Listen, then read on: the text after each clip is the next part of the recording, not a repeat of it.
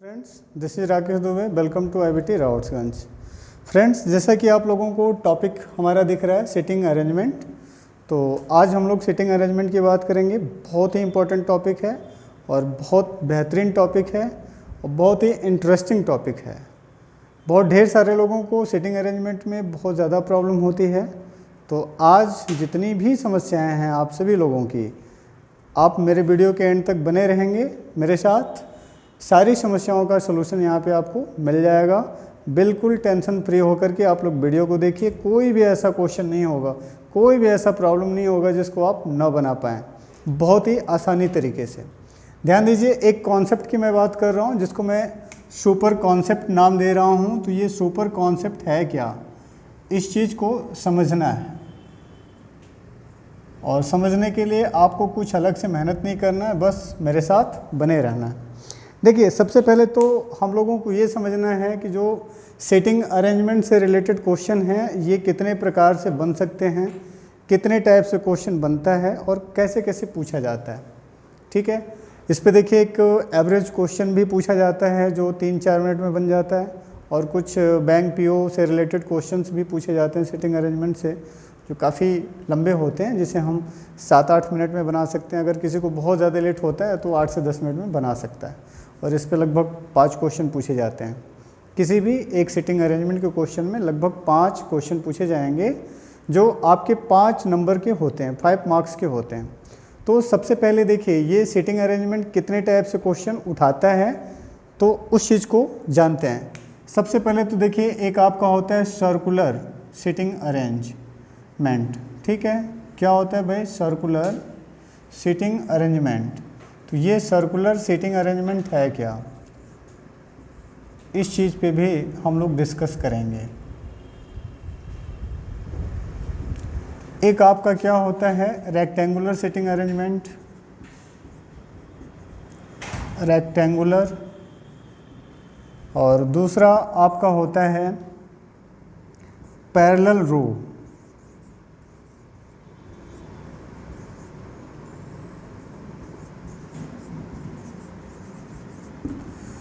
Parallel रो sitting arrangement. ठीक है, क्या होता है पैरेलल रो सिटिंग अरेंजमेंट? इसी को आप स्ट्रेट लाइन सिटिंग अरेंजमेंट भी बोल सकते हैं, स्ट्रेट लाइन सिटिंग अरेंजमेंट।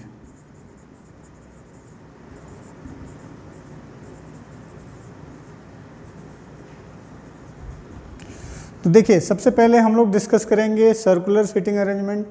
ये सर्कुलर सिटिंग अरेंजमेंट होता कैसे है, फिर रेक्टेंगुलर सिटिंग अरेंजमेंट आपका कैसे होता है, फिर हम लोग पैरेलल रो या स्ट्रेट लाइन सिटिंग अरेंजमेंट की बात करेंगे। तो देखिए, सबसे पहले मैं बात करने जा रहा हूँ सर्कुलर सिटिंग अरेंजमेंट का। तो सर्कुलर सिटिंग अरेंजमेंट आपका 2 प्रकार से होता है।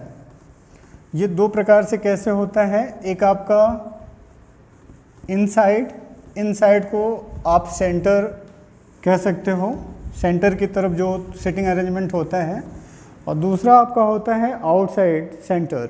ठीक है, जिसे हम आउटवर्ड सिटिंग अरेंजमेंट भी बोलते हैं। तो ध्यान दीजिए, ये 2 टाइप से हो रहा है। तो पहला टाइप मैं क्या बता रहा हूँ आपको, इनसाइड। किसकी बात हो रही है? इनसाइड। और ये दूसरा टाइप आपका क्या हो रहा है? आउटसाइड। इनसाइड को आप सेंटर भी कह सकते हो, सेंटर की तरफ हो रहा है, और आउटसाइड को हम आउटवर्ड भी बोल सकते हैं, बाहर की तरफ जो आपका सिटिंग अरेंजमेंट होता है। देखिए, ये सिटिंग अरेंजमेंट होता कैसे है? ये जैसे सर्कुलर सिटिंग अरेंजमेंट की बात करेंगे तो इसमें लगभग कम से कम 4 या मैक्सिमम 8 से 9 लोगों की बात की जाती है, जिनको हम सिटिंग अरेंजमेंट के थ्रू, ठीक है, अरेंज करते हैं। देखिए, होता कैसे है, अब हम आपको बताते हैं। जैसे मान लो कि मैं लगभग या मैक्सिमम 8 लोगों की बात कर रहे हैं। कितने लोगों की बात कर रहे हैं? 8 लोगों की।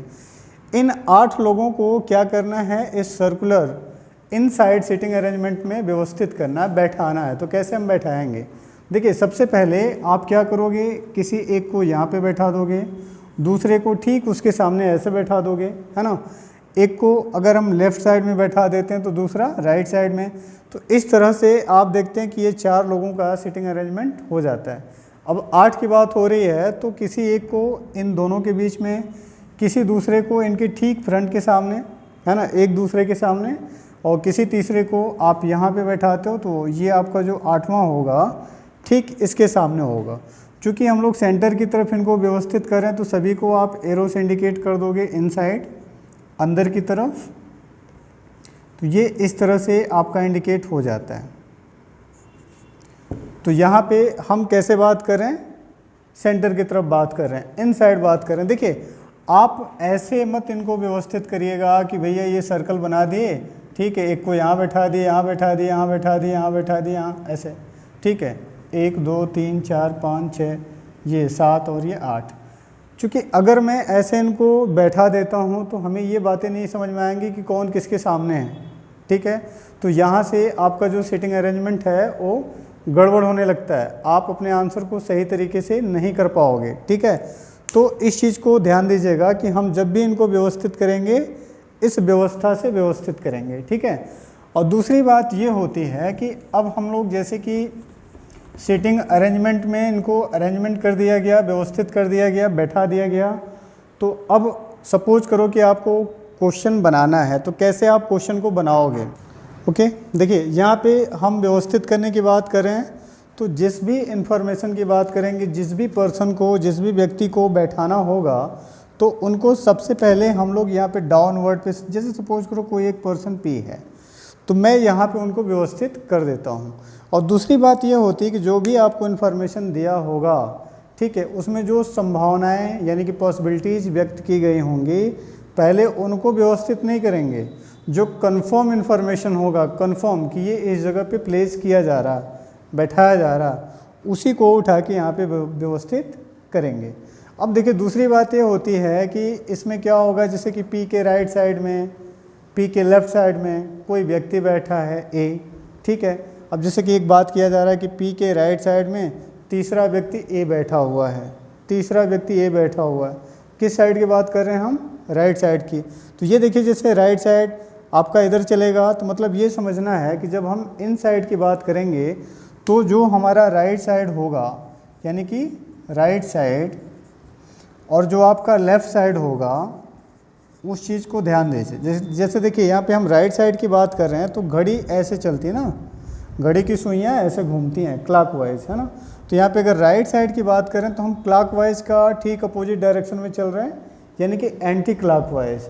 तो आपको ये ध्यान देना है, ठीक है। देखिए नोट में मैं लिख देता हूँ, क्या ध्यान देना है कि जब इन साइड केस की बात की जाएगी, इन साइड केस की बात की जाएगी, तो राइट साइड चलने का मतलब क्या है भाई, राइट साइड चलने का मतलब क्या है कि हम एंटी क्लॉकवाइज चलेंगे। कैसे चलेंगे, एंटी क्लॉकवाइज, ये ध्यान रखना है।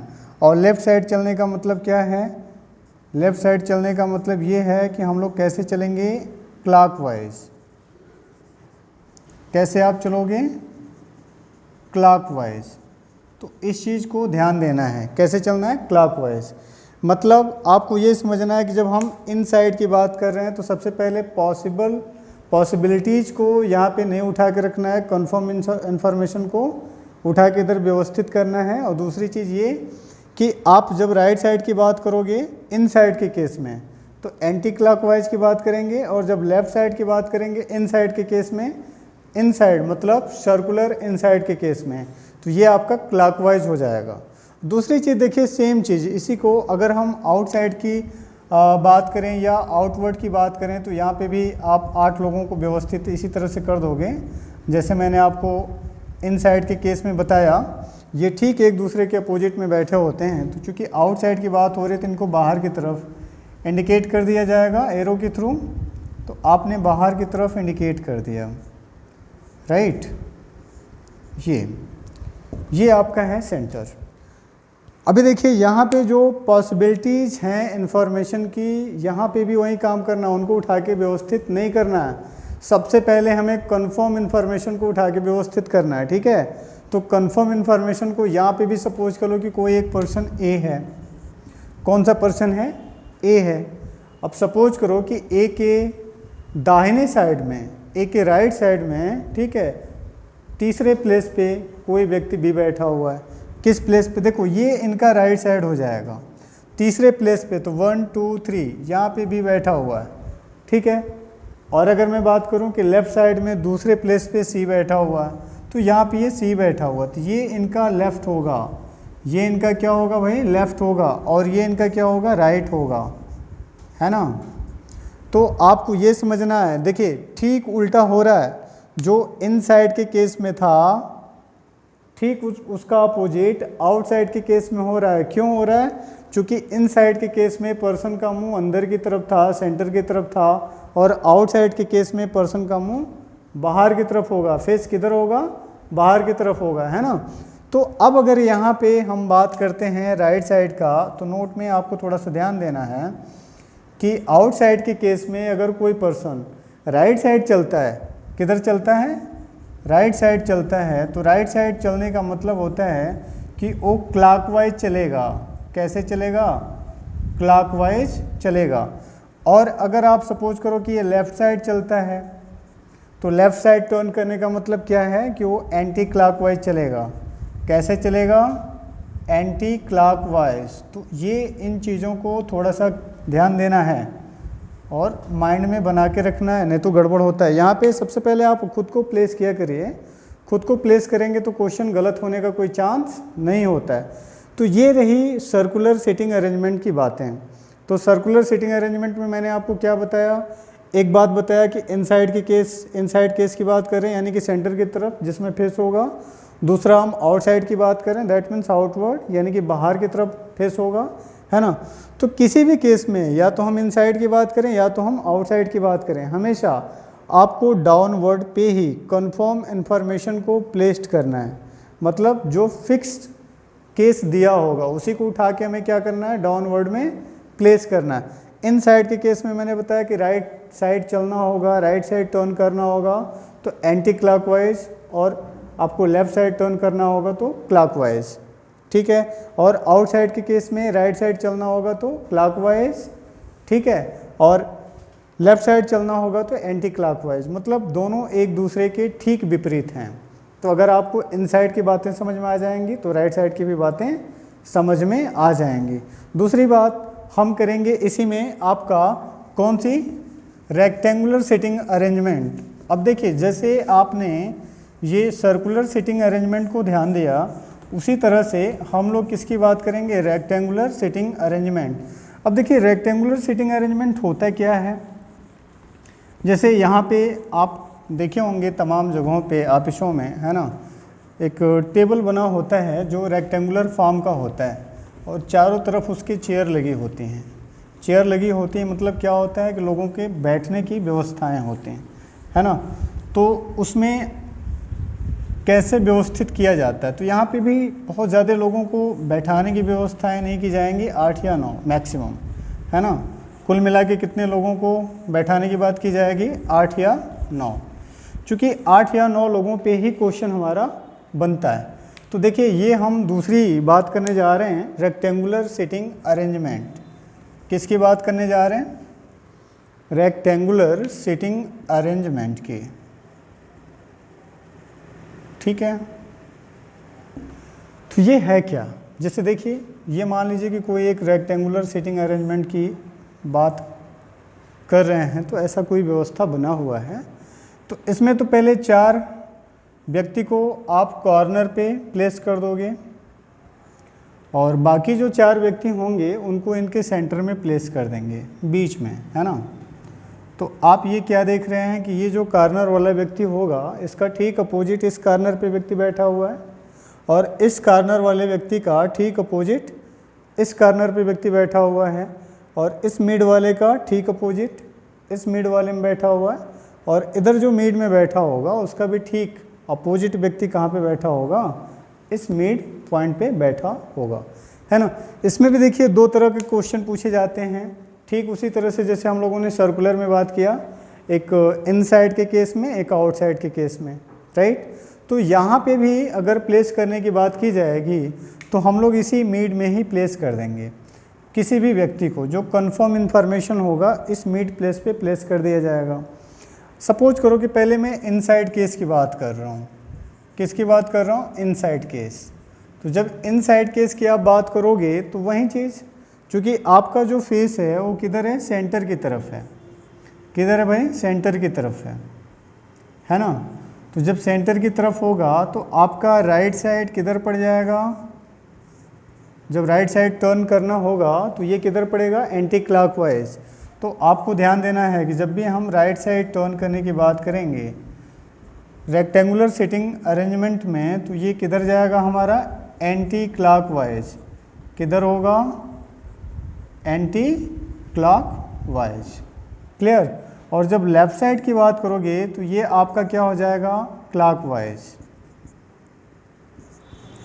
कैसे होगा, क्लॉकवाइज। तो ये इन चीज़ों को थोड़ा सा ध्यान देना है, ठीक है। इसी क्रम में हम इस टाइप के क्वेश्चन को बनाएंगे।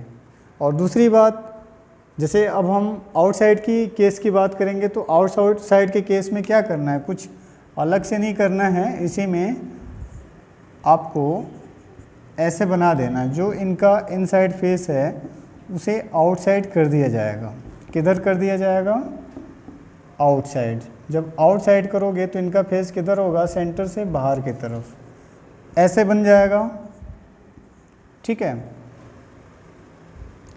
तो जब ये फेस आपका सेंटर से बाहर की तरफ होगा तो अब इनका लेफ़्ट राइट भी चेंज होगा। ये जो राइट साइड है अब इनका लेफ़्ट साइड बन जाएगा। क्या बन जाएगा, लेफ़्ट साइड बन जाएगा। और यहाँ जो आपका लेफ़्ट साइड है ये क्या बन जाएगा, राइट साइड बन जाएगा, है ना। तो जब राइट साइड बन जाएगा तो अब देखो इनका लेफ़्ट क्या होगा, एंटी क्लॉकवाइज हो जाएगा, और इनका राइट क्या होगा, क्लॉकवाइज हो जाएगा। किस केस में, आउटसाइड के केस में, है ना, आउटवर्ड के केस में, राइट। अब देखो मैं थर्ड टाइप की बात करूँगा तो थर्ड टाइप में हम लोग किसकी बात करेंगे, पैरेलल रो की बात करेंगे। पैरेलल रो में किस तरह से क्वेश्चन बनते हैं, दैट मीन्स हम स्ट्रेट लाइन की बात कर रहे हैं कि स्ट्रेट लाइन में आपका किस तरह से क्वेश्चन बनता है, उस चीज़ को भी ध्यान दीजिए कैसे करना है, ठीक है। हम लोग किसकी बात कर रहे हैं, पैरेलल लाइन। तो जब पैरेलल लाइन की बात करोगे आप तो आपको क्या मिलेगा, ठीक है, पैरेलल लाइन या रो की बात कर रहे हैं, स्ट्रेट लाइन की बात कर रहे हैं, है ना। तो इसमें देखिए आपको इस तरह से व्यवस्थित करना है। जैसे मान लो कि आपको थोड़ा सा डायरेक्शन का ध्यान देना है।